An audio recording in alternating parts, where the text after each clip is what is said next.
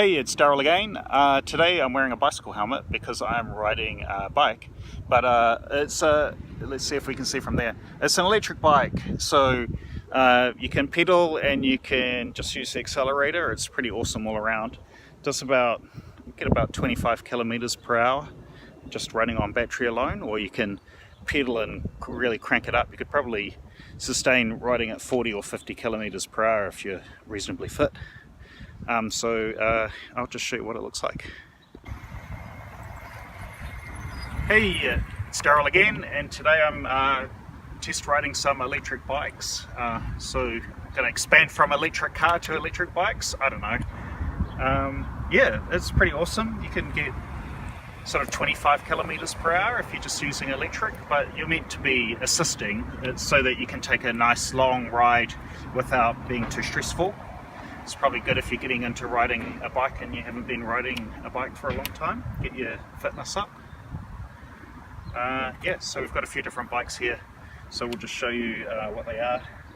I don't know that much about them, so it's going to be a learning process for me. So here's a tour of one of the bikes. I think this bike was called Sun Tour NEX.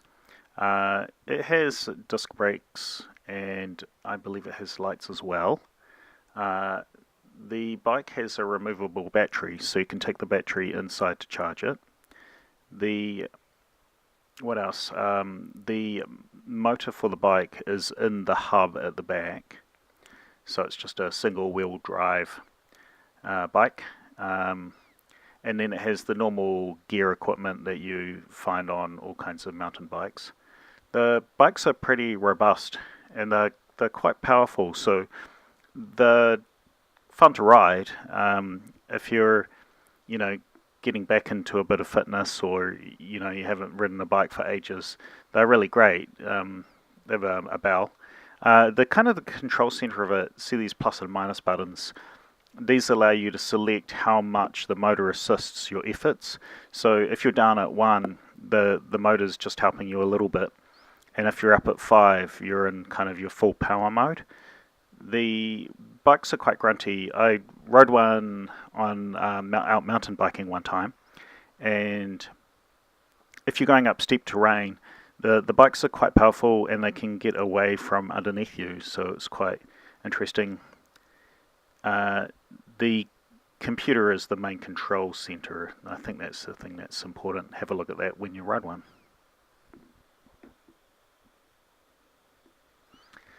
Here's some of the bikes on display. These are being displayed by the gentleman who was selling them. He had quite a lot of different models, so you can find one that's appropriate for the way you like to sit, what's comfortable for you. They have a folding up models that you can take on the train. And ones with thicker tires means you can go off-road over more complicated terrain. So I think that one's fold up and got balloon tires, so pretty handy kind of a bike.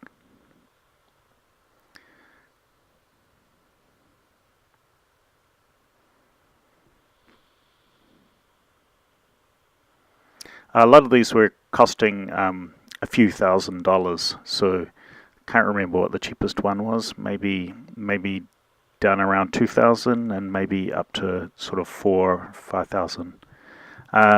On this day, they had these. There was a school project going on, which is to make types of electric bikes in school engineering classes. So this is teaching kids sort of practical engineering and a bit of physics and science.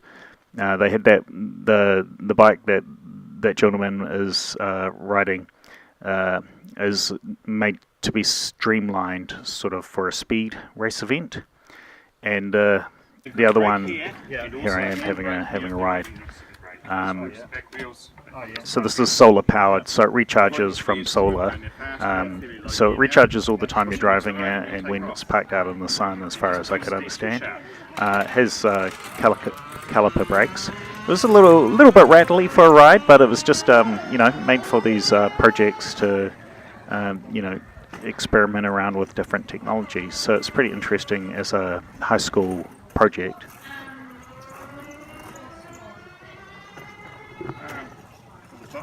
the bike, which is an old bike,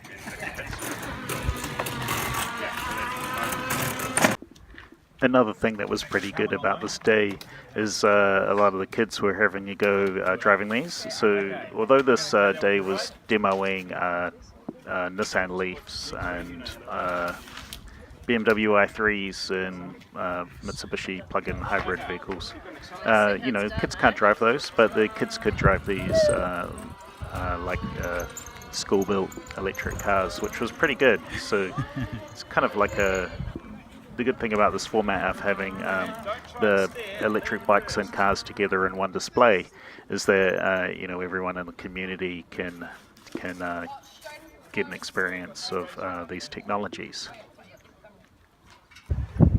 Today we're at Otaki College, so this is about 80 kilometers north of Wellington, and so we drove up today and went for a look at these cars, but mostly we've been having fun with the bikes and the bikes that the kids at school have been making for tech projects. So they're saying that there's a technology program, and in the technology program they get the components from an electric bike and then create bikes and cars from scratch in the workshop classes at school. So that's quite interesting, and they can't remember how they said it was funded, but there is sort of a type of funding for that type of technology course. But otherwise we've got not an electric car in this case, but we've got some BMW i3, some Nissan Leaf cars, and a Mitsubishi here as well. I think there was a Mitsubishi, but that's what we've got here today. And like always, they do these sorts of things all around the country in various places, so check out Facebook or your local newspaper, wherever you get information from, and you can come to an electric car or bike riding event. Thanks for watching. Please like and subscribe and share the videos with your friends. Here's the Kia Soul EV. These are not so common in New Zealand, but there's a few of them around. Yeah, so it looks pretty much like the normal Kia, but the front grille is different because that's where the power slots are. So on this day we had the plug-in hybrid Mitsubishi, and that's called an Outlander, and that's a Leaf with all of its doors and the bonnet and hatchback open. That's the EV tent, so if you come to one of these displays, you go to that tent and they'll let you drive the car there. And then the other car that was here was this BMW i3 as well. So we had a few cars available. This is the charging ports on the Mitsubishi Outlander. Some Outlanders don't have the fast charge port, but almost everybody just charges these cars at home. They have I think it's a bit of a variable range, 20 to 50 kilometers or so on electric, and then that's the petrol. So because it has the battery pack in the back, this only has 2 rows of seats, so it has the 2 seats up front and 3 seats in the back, so good for 5 people in your family and a little bit of cargo. I think the 7-seat configuration is only available in the, is it petrol only, I presume. And what else was good? Oh, they had a baby seat in the back there.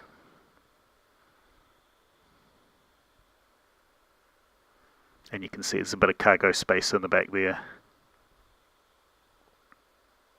It's got quite nice leather upholstery. Yeah. I've just seen her at a science demo. Right, okay, so this is the inside of the Outlander. And okay. it will go beep beep because I don't have a seatbelt on. Oh yeah. Okay, so I don't know if you can see through there, can you? Yeah, sneak up and see the lights a bit okay. tricky. So here's the dashboard. What are the main indicators? So this is odometer. I mean, this is kilometers per hour. Yeah.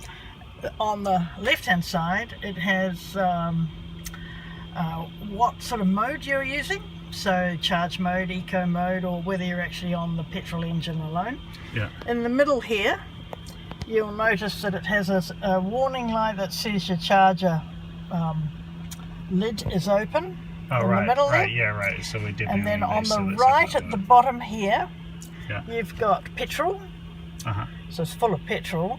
And you can see that on the left, I've used a bit of power getting up here to Otaki. Oh, yeah, but you've got quite a lot of the battery there. Yeah. Oh, okay. So you drove, what, 20 kilometres this morning? 25 maybe? Yes. And I had it for a while because I knew this would happen.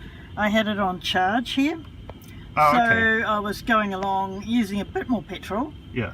But you can have it on charge where you can you can keep building up every time you brake. You can build up your Oh, okay. or you can have it on save where it will basically use very little power and I've heard some people say that when they drive in the plug-in hybrid, they might drive on petrol mode on the motorway, and then when you get to a town or a city, you can go into EV. Go into the EV mode. Yes, that's absolutely right. In fact, there's so many modes. You can go into eco mode, which just as saves you on petrol, but uses the battery more. I tend to just jump in and use it these days, but you can use it very smart if you're focusing the whole time on battery power. You know, if you, as you say, if you come into a place where you're going slower, you go on EV, and then you just go on the so you can make choices about how you use the energy. And it does make a difference actually as well. I'll just ride around.